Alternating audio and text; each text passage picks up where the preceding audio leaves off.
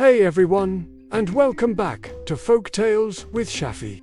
Today, we're diving deep into a chilling tale from the heart of Zambia.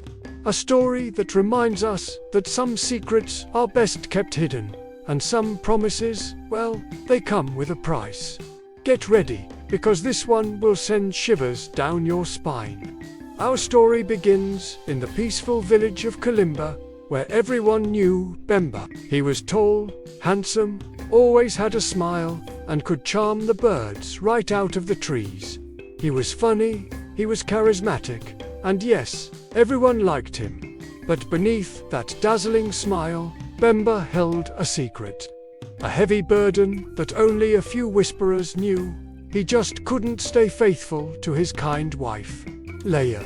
Leya, a woman with soft eyes and a gentle voice. She loved Bemba with every fiber of her being. Each morning, she'd wake up early to cook his favorite porridge, wash his clothes by hand, and say a silent prayer for his safety before he even stepped out the door.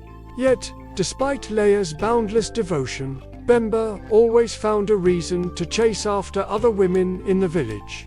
He'd spin tales, saying, "I'm off to the farm," when in reality, he was off visiting someone else. Sometimes, he'd even bring small gifts, pretty beads, sweet potatoes, or dried fish just to make them smile. And every single time, he'd promise himself, "This is the last time." But it never was.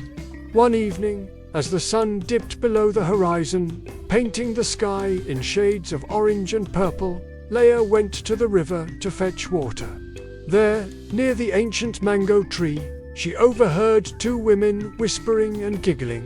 "Did you hear?" One said. "Bemba was at Keller's hut again last night." Leya froze. Her heart felt like it shattered into 1,000 pieces, but she said nothing.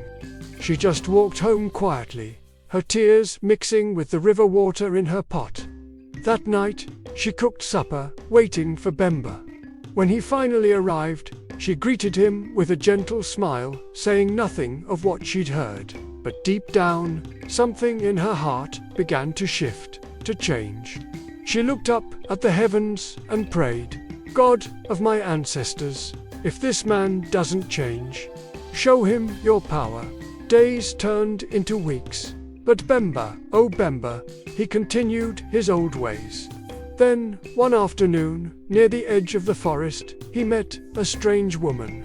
She wore a striking red wrapper and carried a basket filled with herbs. Her name was Muke.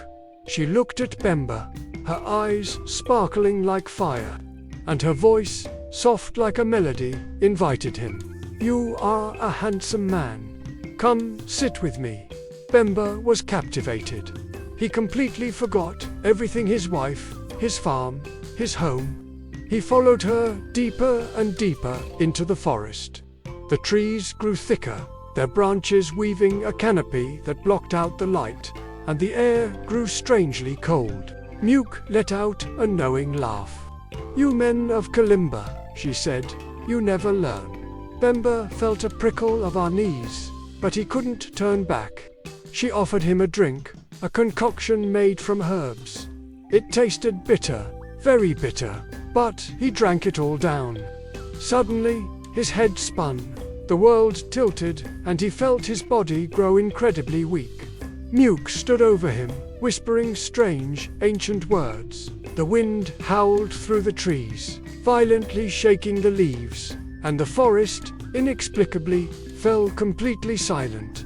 When Bemba finally woke, it was pitch black. The woman was gone. He tried to stand, but his legs trembled uncontrollably. He looked around. The forest looked different, almost alive. Shadows danced between the trees. He called out, "Mook, Mook," but only the echo of his own voice answered. Back home, Leya waited all night, her heart heavy with dread. Bemba never returned. In the morning, she went to the village elders and told them her husband was missing. The villagers searched the forest high and low, but all they found was Bemba's hat, lying near a tree no one had ever seen before. Elder Simo, the oldest and wisest man in Kalimba, picked up the hat, his brow furrowed with concern. "That tree," he said, his voice grave, "that tree belongs to the spirits. If Bemba went near it, he may not return the same." Fear spread through the village like wildfire. They all knew that certain parts of the forest were ruled by ancient spirits who had a reputation for punishing liars and unfaithful people. 3 agonizing days later, just before dawn, a knock came at Leya's door. She opened it and let out a blood-curdling scream.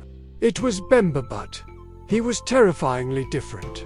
His eyes were bloodshot, his voice deep and raspy, and his skin was pale, like ash.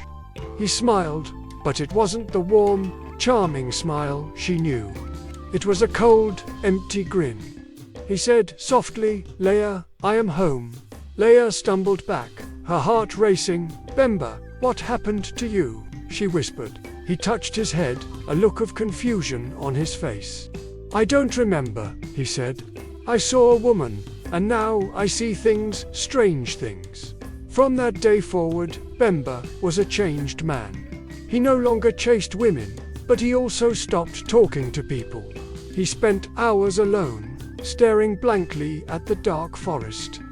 At night, Leya would wake to his shouts, calling out names no one knew.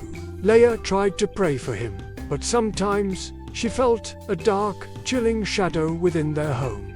Pots would fall by themselves. Fires would mysteriously ignite and then extinguish. Even the chickens refused to go anywhere near Bemba's hut. One evening, Elder Simo came to visit. He looked at Bemba with sorrow in his eyes. "The forest spirit has marked you," he said. "If you do not confess and seek forgiveness, the curse will only grow stronger." But Bemba just laughed, a hollow, unsettling sound. "I did nothing wrong," he scoffed. "I am still the same man." The elder shook his head, his gaze now turning to Leya. Before the next full moon, he warned, "Something will happen. Protect your heart, Leya." That night, Leya dreamed.